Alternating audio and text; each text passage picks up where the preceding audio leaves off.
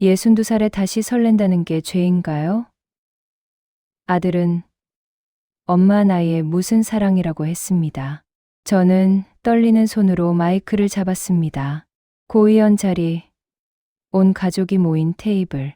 오늘 여러분께 드릴 말씀이 있습니다. 저는 재혼합니다. 아들의 얼굴이 굳었습니다. 엄마, 지금 무슨, 제 옆에 계신 분입니다. 박정호 선생님, 3년 전 아내와 사별하신 후 혼자 사셨고, 저와는 등산 동호회에서 만났습니다. 박정호 씨가 일어나 인사했습니다. 온 가족이 숨을 죽였습니다. 저는 계속했습니다. 62년을 살았습니다. 이제 남은 인생, 저를 위해 살고 싶습니다. 하지만 여기까지 오는 길은 순탄하지 않았습니다. 자식들의 반대, 세간의 시선, 그리고 제 안의 두려움. 지금부터 그 이야기를 들려드리겠습니다. 80가지 인생극장, 우리의 진짜 이야기가 마음을 울립니다. 이 채널이 마음에 드신다면 구독과 좋아요 부탁드립니다. 안녕하세요. 저는 62살 이순희입니다. 30년간 간호사로 일했고 5년 전에 퇴직했습니다. 경기도 분당 아파트 25평에 혼자 살고 있습니다. 연금은 월 180만 원 정도 받고 예금은 1억 정도 있습니다. 결혼한 아들 하나, 미혼인 딸 하나가 있고 손주도 둘입니다. 남편과는 32년을 함께 살았습니다. 평범하고 행복한 가정이었습니다. 하지만 5년 전 남편이 갑작스러운 심근경색으로 세상을 떠났습니다. 처음 3년은 정말 힘들었습니다. 아침에 눈을 뜨면 옆자리가 비어있는 게 믿기지 않았습니다. 밥을 하면서도 두 사람 분을 만들다가 울었습니다. 자식들은 엄마, 우리가 있잖아라고 말했지만 자식들에게는 각자의 삶이 있습니다. 저는 혼자였습니다. 그렇게 외로운 나날을 보내던 중 지인의 권유로 등산 동호회에 나가기 시작했습니다. 매주 토요일 근처 산을 오르면서 사람들과 이야기를 나눴습니다. 그곳에서 박정호 씨를 만났습니다. 저보다 3살 위인 65세, 30년간 초등학교 교사로 일하셨고 3년 전에 아내를 암으로 먼저 보내셨다고 했습니다. 우리는 비슷한 아픔이 있었습니다. 그래서인지 대화가 편했습니다. 몇 달이 지나면서 저는 그분과 함께 있을 때 마음이 편안해지는 걸 느꼈습니다. 그리고 1년 전 그분이 조심스럽게 말했습니다. 순희 씨, 우리 함께 남은 인생을 살면 어떨까요? 62살에 다시 찾아온 사랑. 하지만 그 길은 쉽지 않았습니다. 그날 저녁 저는 아들을 불러 조심스럽게 말했습니다. 민서가, 엄마가 할 말이 있는데. 왜요? 엄마, 엄마가 요즘 만나는 사람이 있어. 아들의 표정이 굳었습니다. 만나는 사람이요? 무슨? 등산 동호회에서 만난 분인데 65세 남자분이야. 교사하셨고 3년 전에 아내를 잃으셨어. 아들이 테이블을 탁 쳤습니다. 엄마, 정신 차리세요. 민서가, 왜 그래? 엄마, 나이가 62살이잖아요. 지금 무슨 연애예요? 창피해서 어떻게 살아요? 아들의 목소리가 커졌습니다. 엄마는 그냥 손주나 봐주시고 집에서 편히 지내세요. 무슨 남자를 만나요? 아빠 돌아가신 지 겨우 5년밖에 안 됐는데. 그 말을 듣는 순간 가슴이 뻥 뚫리는 것 같았습니다. 아들은 저를 사람으로 보지 않고 그저 손주 돌보는 할머니로만 보고 있었습니다. 다음 날 딸아이에게도 말했습니다. 혹시 딸은 이해해 줄까 기대하면서. 지은아, 엄마가 요즘 만나는 남자분이 있어. 딸도 놀란 표정이었지만 오빠보다는 차분했습니다. 엄마, 진심이에요? 응. 1년 넘게 알고 지낸 분이야. 참 좋은 사람이야. 딸이 잠시 생각하더니 물었습니다. 엄마, 혹시 그분이 엄마 재산 노리는 건 아니에요? 요즘 그런 사람들 많잖아요. 지은아, 그분도 교사 연금 받으시고 집도 있으셔. 오히려 엄마보다 형편이 나아. 그래도 엄마, 이건 좀 신중하게 생각하세요. 62살의 재혼이요. 주변에서 뭐라고 할지 결국 딸도 반대였습니다. 제 행복보다는 세간의 시선이 더 중요했던 겁니다. 그 주말 박정우 씨와 만났습니다. 저는 눈물을 흘리며 말했습니다. 정호 씨, 우리 자식들이 모두 반대해요. 순희 씨, 저희 집도 마찬가지예요. 아들 셋인데 다들 아버지 나이에 무슨 재혼이라고 해요. 우리는 한참을 말없이 앉아 있었습니다. 정호 씨가 제 손을 잡았습니다. 순희 씨, 우리 포기하지 말아요. 자식들도 시간이 지나면 이해할 거예요. 정말 그럴까요? 전 순희 씨랑 남은 인생을 함께하고 싶어요. 혼자 사는 게 얼마나 외로운지 순희 씨가 제일 잘 아시잖아요. 그 말에 눈물이 났습니다. 맞았습니다. 5년간 혼자 사는 게 얼마나 외로웠는지 저는 너무 잘 알고 있었습니다. 명절이 다가왔습니다. 온 가족이 모이는 자리에서 아들이 다시 말했습니다. 엄마, 그 남자 얘기 이제 그만하세요. 우리 집안 망신이에요. 민서가, 엄마도 사람이야. 외로워. 외로우면 교회 다니세요. 봉사활동 하세요. 왜 하필 남자를 만나요? 며느리도 거들었습니다. 어머니, 솔직히 말씀드릴게요. 저희도 주변 시선이 부담스러워요. 시어머니가 62살에 재혼한대라고 하면 사람들이 뭐라고 하겠어요? 아들이 이어서 말했습니다.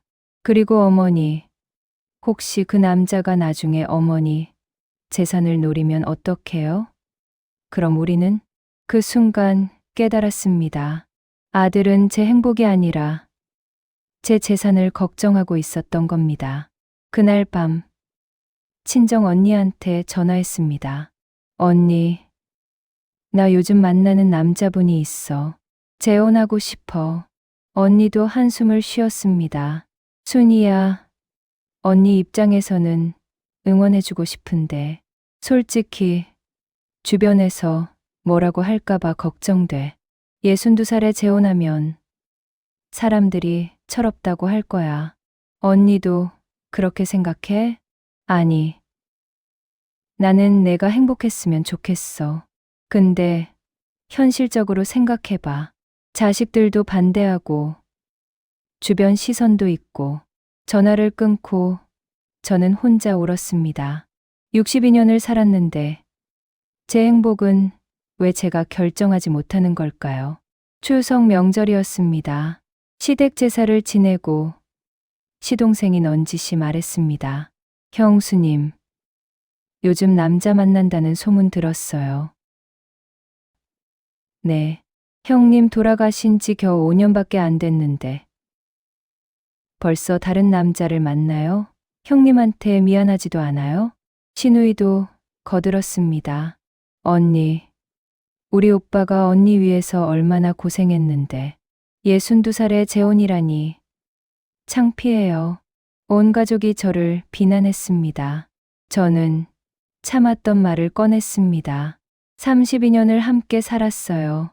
제가 남편 뒷바라지하며 산 세월이에요. 이제 5년을 혼자 살았고 저도 외로워요. 나이 들면 사랑하면 안 되나요? 시동생이 코웃음을 쳤습니다. 사랑이요? 62살에 무슨 사랑이에요? 그냥 외로움에 속은 거죠. 그날 밤 아들이 제 방에 들어왔습니다. 엄마, 제사 때 망신당한 거 보셨죠? 이제 그만하세요. 민서가, 엄마 진심이야. 진심이면 뭐해요. 주변에서 다 수근덕거려요. 우리 친구들도 내 엄마 62살에 재혼한대? 라고 물어봐요. 나 너무 창피해요. 아들이 문을 쾅 닫고 나갔습니다. 그날 밤, 저는 박정호 씨에게 전화했습니다. 정호 씨, 우리 헤어지는 게 나을 것 같아요. 순희 씨, 무슨 말씀을. 자식들도, 시댁도, 친정도 모두 반대해요. 주변 시선도 부담스럽고, 우리 나이에 이렇게까지 해야 하나 싶어요. 정호 씨가 한참 침묵하다가 말했습니다. 순희 씨, 제가 내일 뵙겠습니다. 직접 얘기해요. 다음 날, 카페에서 만났습니다. 정호 씨의 표정이 심각했습니다. 순희 씨, 저도 어젯밤에 아들들한테 혼났어요. 그래요? 셋째 아들이 아버지 창피해서 친구들 얼굴 못 보겠다고 하더라고요. 둘째는 아버지 재산 문제는 어떻게 할 거냐고 따지고, 저도 똑같은 얘기를 들었습니다. 우리는 한숨을 쉬었습니다. 순희 씨, 그래도 저는 포기하고 싶지 않아요. 정호 씨, 저 혼자 사는 게 얼마나 외로운지 아세요? 아침에 눈 뜨면 빈집, 밥 혼자 먹고, TV 혼자 보고, 자식들은 한 달에 한 번 안부 전화나 하죠. 정호 씨의 목소리가 떨렸습니다. 순희 씨와 함께 있으면 다시 살아있는 것 같아요. 산에 올라가서 같이 김밥 먹고, 웃고, 이야기하고, 그게 얼마나 행복한지 저도 눈물이 났습니다. 저도요. 정호 씨랑 있으면 5년 만에 처음으로 웃는 것 같아요. 우리는 손을 맞잡았습니다. 그때 카페 문이 열리고 제 아들이 들어왔습니다. 엄마, 뒤따라 정호 씨의 아들들도 들어왔습니다. 아버지, 저희가 찾아왔습니다. 양쪽 자식들이 한자리에 모였습니다.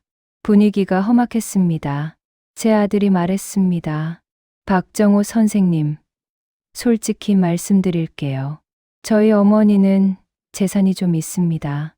아파트도 있고 예금도 1억 있어요. 혹시 그걸 노리시는 건 아니죠? 정호 씨의 큰아들도 맞받았습니다. 이순희 여사님도 마찬가지죠. 저희 아버지는 교사연금 220만 원 받으시고 집도 2채 있습니다. 혹시 그걸 노리시는 건 아니시겠죠? 순간 저는 깨달았습니다. 양쪽 자식들 모두 부모의 행복이 아니라 재산만 걱정하고 있었던 겁니다. 정호 씨가 조용히 말했습니다. 여러분, 제 지갑 좀 볼래요? 정호 씨가 지갑에서 서류 하나를 꺼냈습니다. 이건 제 유언장 초안입니다. 제 모든 재산은 제 자식들에게 갑니다. 순희 씨와 결혼해도 재산은 제 자식들 몫이에요. 순희 씨 재산도 마찬가지로 하기로 했습니다. 자식들이 어리둥절한 표정을 지었습니다. 저도 가방에서 비슷한 서류를 꺼냈습니다. 저도 마찬가지예요. 제 재산은 제 자식들 몫이에요. 우리는 그저 남은 인생을 외롭지 않게 함께 살고 싶을 뿐이에요. 하지만 자식들은 여전히 반대했습니다. 그래도 안 돼요. 주변 시선이 있잖아요. 제 딸이 울먹이며 말했습니다. 엄마, 나도 이해하려고 노력했어요. 근데 진짜 힘들어요. 친구들이 내 엄마 62살에 재혼한대 하면서 수근덕거려요. 정호 씨의 아들도 말했습니다. 아버지, 저희도 마찬가지예요. 회사에서 아버지가 65살에 재혼한다고 하니까 사람들이 웃어요. 나이도 모르고 라면서요. 저는 무너지는 기분이었습니다. 우리는 잠시 말이 없었습니다. 결국 정호 씨가 한숨을 쉬며 말했습니다. 순희 씨, 미안해요. 제가 당신한테 짐이 되는 것 같아요. 아니에요. 정호 씨, 아닙니다. 양쪽 자식들이 다 반대하는데 우리가 고집부리면 가족이 다 불행해져요. 우리 그냥 헤어지는 게 나을 것 같아요. 그 말을 듣는 순간 눈물이 쏟아졌습니다. 자식들이 카페를 나갔고 우리는 둘만 남았습니다. 정호 씨, 정말 이렇게 끝나는 거예요? 순희 씨, 제가 당신을 정말 사랑해요. 하지만 우리 나이의 가족까지 불행하게 만들 순 없잖아요. 그날 우리는 헤어졌습니다. 집으로 돌아오는 길, 저는 공원 벤치에 앉아 한참을 울었습니다. 62년을 살았는데 제 행복은 왜 제가 결정하지 못하는 걸까요? 나이가 들면 사랑할 자격도 없는 걸까요? 한 달이 지났습니다. 저는 매일 집에만 있었습니다. 아무것도 하고 싶지 않았습니다. 딸아이가 주말에 찾아왔습니다. 엄마, 밥 드셨어요? 아니, 입맛이 없어서. 엄마, 많이 힘들죠? 저는 대답하지 않았습니다. 딸이 제 옆에 앉았습니다. 엄마, 미안해요. 왜? 제가 너무 이기적이었어요. 엄마 행복보다 주변 시선만 신경 썼어요. 딸이 눈물을 흘렸습니다. 엄마, 솔직히 처음엔 창피했어요. 62살의 재혼이라니. 근데 이렇게 엄마가 힘들어하는 거 보니까 제가 너무 나쁜 딸이었던 것 같아요. 지은아, 엄마, 박정호 선생님이랑 다시 만나세요. 제가 오빠 설득할게요. 그날 밤 아들에게서 전화가 왔습니다. 엄마, 저예요. 왜? 엄마, 오늘 지은이가 저한테 한참 혼냈어요. 그래? 지은이가 그러는데 엄마가 한 달 동안 거의 방에만 계신대요. 밥도 안 드시고 아무것도 안 하신다고. 엄마, 제가 잘못했어요. 제가 너무 제 입장만 생각했어요. 아들의 목소리가 떨렸습니다. 엄마가 5년 동안 얼마나 외로웠는지 저는 한 번도 생각 안 했어요. 그냥 제 체면만 생각했어요. 엄마, 미안해요. 눈물이 났습니다. 민서가, 엄마, 박정호 선생님이랑 만나세요. 재혼하세요. 제가 엄마 행복이 제일 중요하다는 걸 이제야 깨달았어요. 전화를 끊고 저는 한참을 울었습니다. 다음 날 정호 씨에게 전화했습니다. 정호 씨, 저예요. 순희 씨, 어떻게 지내셨어요? 정호 씨, 우리 다시 만나요. 제 자식들이 이제 괜찮대요. 정호 씨가 기뻐하며 말했습니다. 순희 씨, 저희 애들도 마음을 바꿨어요. 큰아들이 어제 찾아와서 아버지 행복이 제일 중요하다고 하더라고요. 우리는 다시 만나기로 했습니다. 그로부터 3개월 후, 우리는 결혼식 날짜를 잡았습니다. 양가 자식들이 모두 모여 결혼 준비를 도왔습니다. 작은 결혼식이었지만 따뜻했습니다. 결혼식 전날 아들이 제 방에 들어왔습니다. 엄마, 내일 떨리세요? 응, 떨려. 62살에 결혼한다는 게. 엄마, 행복하세요. 엄마가 웃는 거 보니까 제가 다 기뻐요. 아들이 제 손을 잡았습니다. 엄마, 제가 진짜 미안했어요. 엄마도 사람이잖아요. 사랑할 권리, 행복할 권리 있는데 제가 너무 못됐어요. 아니야, 민서가. 엄마가 이해해. 엄마, 박정호 선생님, 정말 좋은 분 같아요. 어제 만나서 얘기했는데 엄마를 정말 아끼시더라고요. 저는 아들을 안아줬습니다. 결혼식 당일 작은 예식장에 가족들이 모였습니다. 제 아들, 딸, 그리고 정호 씨의 새 아들. 손주들까지 모두 왔습니다. 주례 없이 우리끼리 진행하는 소박한 결혼식이었습니다. 정호 씨가 제 손을 잡고 말했습니다. 순희 씨, 아니 이제부터는 안 해. 남은 인생 함께 행복하게 살아요. 네. 정호 씨도요. 그때 제 아들이 앞으로 나왔습니다. 잠깐만요. 제가 한마디 하겠습니다. 아들이 마이크를 잡았습니다. 엄마. 그리고 박정호 선생님. 처음에 저희가 많이 반대했습니다. 솔직히 창피하다고 생각했어요. 62살, 65살에 무슨 재혼이냐고요. 하지만 제가 틀렸습니다. 나이가 들어도 사랑할 자격은 있습니다. 외롭지 않을 권리, 행복할 권리가 있습니다. 아들이 눈물을 닦았습니다. 엄마, 오래오래 행복하세요.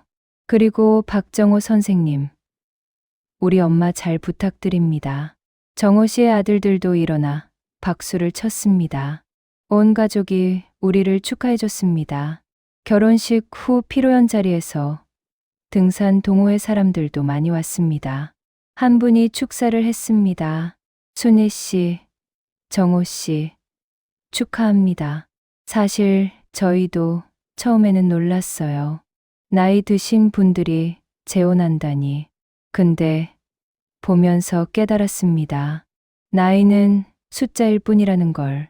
두 분이 함께 산을 오르는 모습을 보면 정말 행복해 보였어요.